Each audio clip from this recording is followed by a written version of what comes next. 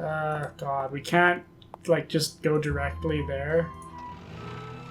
Annoying. Oh, God. Take me there. The Piazza San Marco. Give me some bird seed. I'm gonna need it to keep these pigeons at fucking bay. This kiosk could come in handy if I ever need any reference books. Is there a German English dictionary? You're wet. Oh, I see. This is Helena Berg. What's this? Sassy detective. God, do I not care. Is there a German English dictionary here at all, or is it literally just... That's the only book I need? Okay.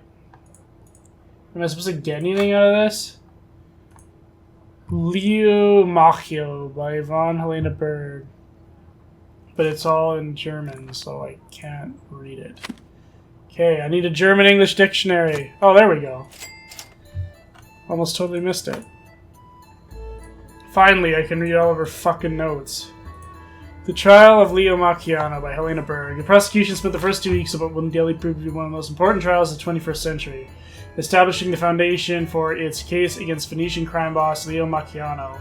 Finally, in week 3, it was time to call witnesses. One by one, Macchiano's alleged henchmen entered the box, and piece by piece, his empire fell apart, buckling under the weight of the testimony, which his former minions, now witnesses for the state, unhappily surrendered. Luigi Laciano went first. He soon revealed that all the major players in Macchiano's organization had code names based on the names of Roman emperors. Laciano's code name was Nero. Macchiano's code name was, not surprisingly, Hadrian, one of the Roman Empire's most productive rulers. Had Hadrian run a corporation instead of a crime ring, Nero would have been his director of communications, the man in charge of distributing information within the organization. At first, Lacino appeared to be an expert at discerning who in the organization needed to know what and when they needed to know, but as his testimony progressed and he was relentlessly bombarded with proof of his ties to Macchiano, it became clear that Lacino was merely following orders, and that only Macchiano truly understood what had to be done when and by whom. Next to the stand came Pietro Boniti, known to those in Macchiano's organization as Tiberius, the equivalent of its director of research. Macchiano would, through Lacino, tell Bonetti what he wanted to steal, and Bonetti would then devise a way to steal it. On the hard drives of the 3 computers that were recovered from his flat, authorities found the schematics for hundreds of security systems. Enhanced by covert surveillance, information obtained through bribery, and old-fashioned deduction, these schematics allowed Bonetti, a computer hacker since the age of 9, to analyze systems. He was responsible for finding, hiring, and overseeing the people who perpetrated the actual heist, making sure they were trained and equipped to deal with the obstacles his research told them to expect. So skilled were Bonetti and the persons in his employ that in 2 instances more than 72 hours passed before anyone realized a theft had occurred. Unfortunately, Bonetti's expertise in and adoration for all things digital proved to be his downfall. He developed a unique way to encrypt all the data stored in his computers, and because he was arrogant enough to think that no one would ever be able to decipher the code, he stored everything, including all his communications with Laciano, the content of which the prosecution soon proved had essentially come from Macchiano. To Bonetti's credit, it took 3 technicians working around the clock for 6 months to decrypt his data, but decrypt it they did, which ultimately allowed the prosecution to show that Bonetti's activities had originated with Macchiano, who as a result found himself drifting ever closer to conviction. But his momentum was halted when Enrico Tazza, whose code name, according to the prosecution, was Otho, took the stand. Rumored to be Macchiano's director of distribution, the person who received, hid, and ultimately disposed of the cash and valuables which Macchiano ordered his team to steal. Otho was referred to hundreds of times during the trial, both directly during Laciano's testimony and indirectly when the computer technicians entered the contents of Bonetti's hard drives into evidence. But unlike previous witnesses, Tazza admitted nothing. He denied being Otho and said he'd never heard of Hadrian. But more importantly, the defense soon established that nothing Macchiano's gang had allegedly stolen was in Tazza's possession at the time of his arrest, nor was there any proof he had ever handled any of the stolen merchandise, which the police had managed to recover. This made it perfectly obvious to the defense that Tazza was either the victim of a badly bungled police investigation, or he was being purposely and viciously framed, perhaps even both. It was just as obvious to the defense that if this could happen to a small-time card parlor owner like Tazza, it could certainly happen to a high-profile businessman like Leo Macchiano. The prosecution quickly and loudly refuted this, pummeling Taza with the testimony of previous witnesses, all of whom had attested to Taza's ties to Macchiano and his crime ring. But despite the onslaught, Taza calmly and steadfastly maintained his innocence. By the time Taza left the witness box, the wind had shifted. Macchiano's lawyers had managed to make the lack of evidence against Taza seem like a lack of evidence against his alleged former boss. In its daily post-trial press conference, the prosecution did its best to ridicule this as a feeble, desperate defense ploy. Yet weak as it was, the ploy worked. Macchiano's guilt was suddenly less than irrefutable. His conviction no longer seemed inevitable. A seed of doubt had been planted, one which only Macchiano himself could nurture, and he could only do that from the witness box. Read the conclusion of this story in the next Euro Welt. Okay. Is this not where I'm supposed to go? Piazza San Marco. Yeah, okay. Where's the ATMs? Oh. Yonco dell'ora. Where's my card? Get it in there. Look at this high-tech shit. Welcome, Nancy Jew. Important. All information below is confidential. Use discretion when discussing this case with anyone other than your contact, Sophia. Case assignment. After you read this, you'll be provided with a pair of binoculars and a PDA. Using the binoculars, you will watch Antonio Fango, a suspect in the recent thefts attributed to the Phantom. See the crime dossier. The window of his office in the Argon building, Campo de Friere, can be clearly seen from the rooftop of Canas Costa. The surveillance team at the entrance to the Argon building will page you via the PDA whenever Fango enters. An audio signal will alert you to his arrival. A light on the PDA will remain on as long as he's in the building. Any suspicious or unusual activity should be reported immediately using the PDA. Good. God damn it. The dude looks like the G-Man from fucking Half-Life 1. What the fuck? Amazing. Look at these graphics. Press the call button on the PDA keypad to reach a contact, Detective Sofia Laparasi. Background on Antonio Demetrius Fango, born in Genoa on June 1st, 1972, kicked out of Politecnico Tesla for cheating in December 1993. Moved to Venice from Milan in March 2006. Custom designs and installs communication and entertainment systems for homes and businesses through his company, Sognitrico. He is its sole employee. After the theft of the Dodge's sword, Venice police received a tip that Fango may have been involved. Wiretaps and surveillance of his business and apartment have revealed nothing out of the ordinary. His contact with people is limited. About once a week he buys an assortment of chocolates. He rarely eats out, often takes long, random, unaccompanied walks. He has no criminal record. Nice.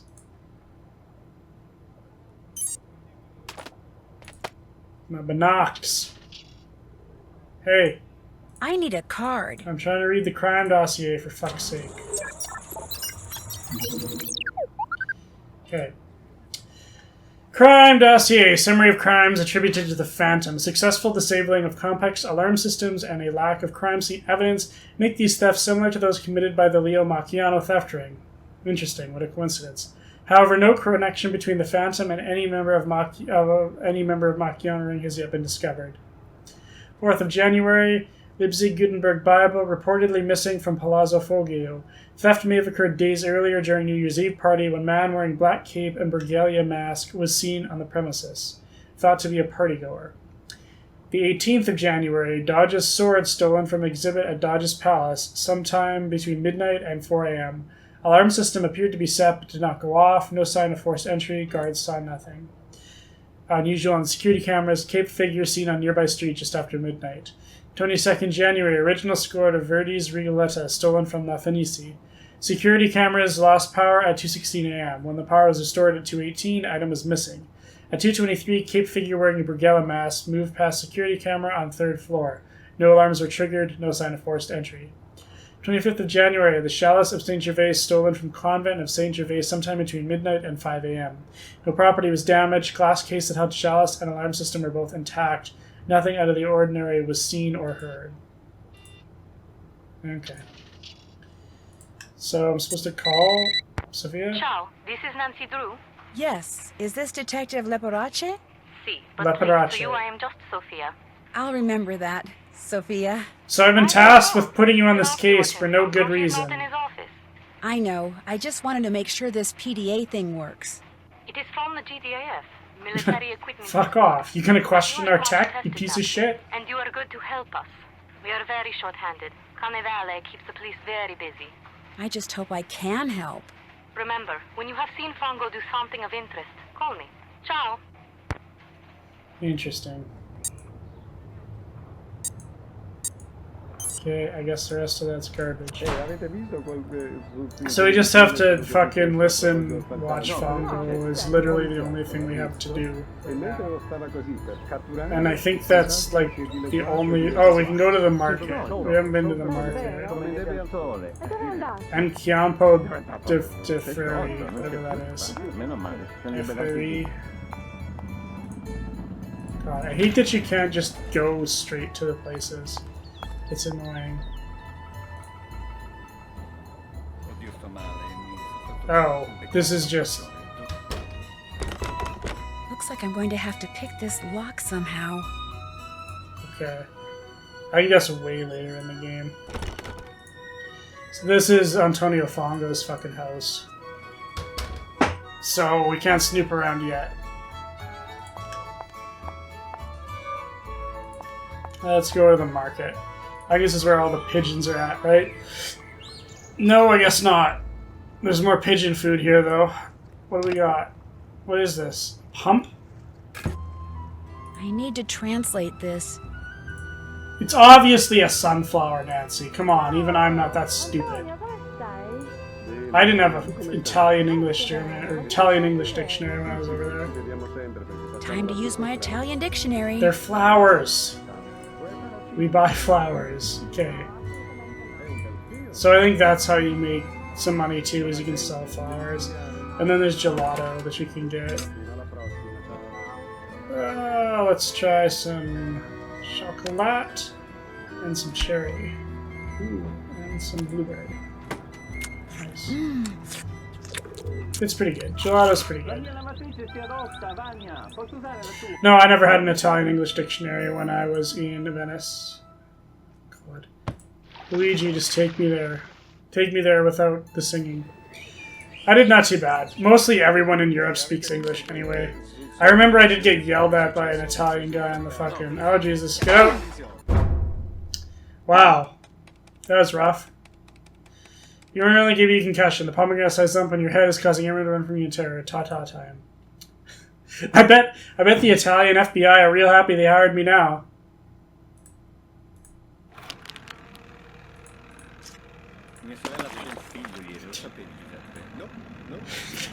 Why did we hire this person? That's my pager. Antonio Fango is in his office. Time to go to work. What a coincidence. Why did we hire this person again? She gets clobbered by fallen fucking rocks.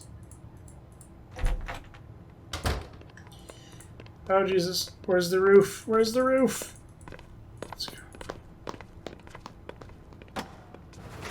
Marguerite's up here. What am I supposed to do? I'm too far away to see anything.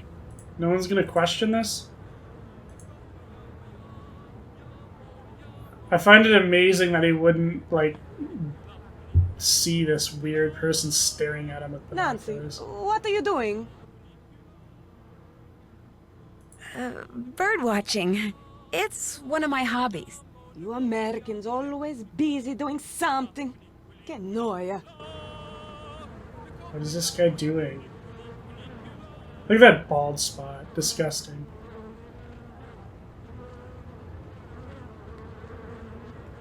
What an interesting individual. It's like yawning. That's me right now. This is a visual depiction of me at my computer at this very second. Oh, there's a dove. This looks interesting. It's an ugly man right there. And yeah, like you wouldn't notice, like looking across the street, someone with some giant ass binoculars. God, that's a weird walk. That's an ugly ass suit. Everything about this is ugly. I'd better go somewhere private and call Sophia. He removed something from the pigeon's leg. You are positive? Yes, he removed something, kind of studied it, then left the office. Maybe he is using a trained pigeon to communicate with someone. Yes. Yes, Could be yes. true, because we know that by phone he talks to almost no one. Here is what we will do. I will deliver to you a tracking device. You will sneak into Fango's office when he is not there and feed it to the pigeon. After that, you can use your PDA to see in what direction it has flown. You want me to feed a tracking device to a pigeon? It will be very, very tiny. But I do not want to leave it at the ATM. If you go there too much, people will get suspicious. So Well, we will they- leave it for you in the costume. They'll be like, she's pulling out too much money. This bitch has too much cash. I don't like it. You will have to find it. How will I know what it looks like? Very soon, I will send a picture of it to your PDA. But you must locate the device quickly. If you do not find it in time, it will destroy itself. If that happens, we will hide another device. Your PDA will show you where we have hidden it. You want me to feed a tracking device that self-destructs to a pigeon? The self-destruct mechanism will automatically deactivate when you pick it up. And do not It's gonna worry, blow the pigeon device up from will the not hurt inside. pigeon after it is swallowed. Well, then I guess I'm on my way to Campo Santa Maria Formosa. After you have fed the tracking device to the pigeon, you must do two things. You must find out where the pigeon goes when it leaves Fango's, and you must discover what it is carrying. Call me when you know these things. Ciao. Oh, God. Fucking pigeons, man. Fucking pigeons. Location, the costume divider at Campo Santa Maria Formosa. Ah, fuck. Do I have So, time to talk what's to these going on? idiots?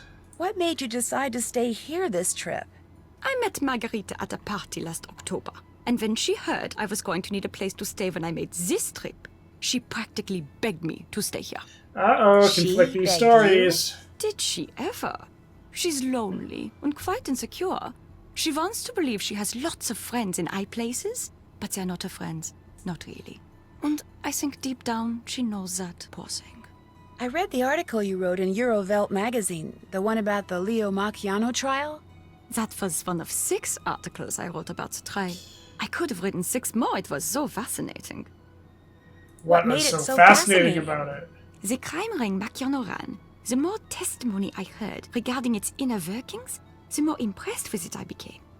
Every heist was so well planned, and the role of everyone in his organization was so well delineated that Macchiano was the only one who knew who everyone was and what everyone did. There was no second in command? No need for one. And Macchiano never wrote anything down. Name, function, even what everyone was to be paid. He kept it all in his head. That's why Enrico Tazza, the man rumored to have been in charge of safeguarding the goods Macchiano stole, that's why he went free. The stolen goods were never found, and there was nothing to link him to Macchiano or anyone else in his organization. Unfortunately for Macchiano, one of his underlings cheated one of his underlings, who decided to get even by going to the police. Still, it took them 2 years to collect enough evidence to bring Macchiano to trial. And even though he was sent to prison, his conviction is being appealed and could eventually be overturned. In the meantime, it looks like the void he left behind is being filled by this phantom thief guy. Indeed. Macchiano always eliminated his competition one way or the other. So this phantom, he is... How do you Americans put it? He's making hay while the sun shines. Ganz genau. Does Leo Macchiano have a family? He has a wife and 3 kids. Not that that makes him any less of a criminal. How old are the kids? 2 teenagers and 1 toddler. If you're thinking that perhaps one of them is upholding the family tradition in the persona of Il Fantasma, that's extremely unlikely. Can we ask why it's extremely unlikely? Is it possible that the phantom is, or used to be, part of Macchiano's crime ring? No. The Phantom is obviously an expert at what he does. He would have been very high up in the organization, in which case he would have been arrested along with everyone else. And that means he wouldn't be stealing art. He'd be stealing food from the prison kitchen. Gotta get them tater tots. Have fun! Damn, Helena, you took up a lot Hello, of time. Nancy. Okay, I at need least to get Colin going. Shuts the fuck Come up back when he anytime. needs to. Okay. Is the door out? No, of course not. Okay. It's in Campo Santa Maria Formosa. Which is where... Oh, fuck me, are you serious? Romano, sing me a song. Qual più mal vento muta d'accento e di pensiero. We never got any singers when we were on Sempre the un gondola. amabile leggiador viso impianto You got in jack shit. riso e menzognero, la donna mobile. It was also really qual cold when I was in vento, Venice. muta d'accento, e di pensier, e di pensier, e di pensier. Jesus Christ. Okay, we're never coming back to this guy again. Just give me Luigi. He shuts the fuck up.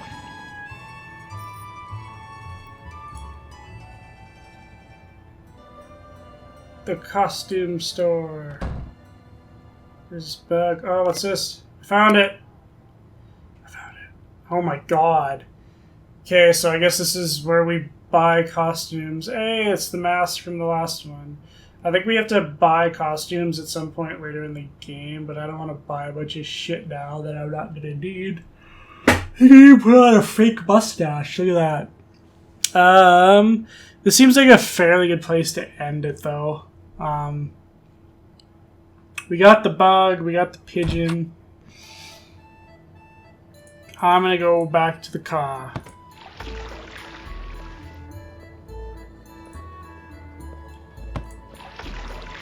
And I'll probably end the video here. Because we made a pretty good head start. We know what we're doing.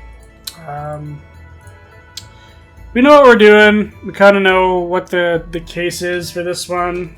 So I hope you guys enjoyed kind of the start of this. And look forward to more. So thanks for watching, guys. See you later. Bye.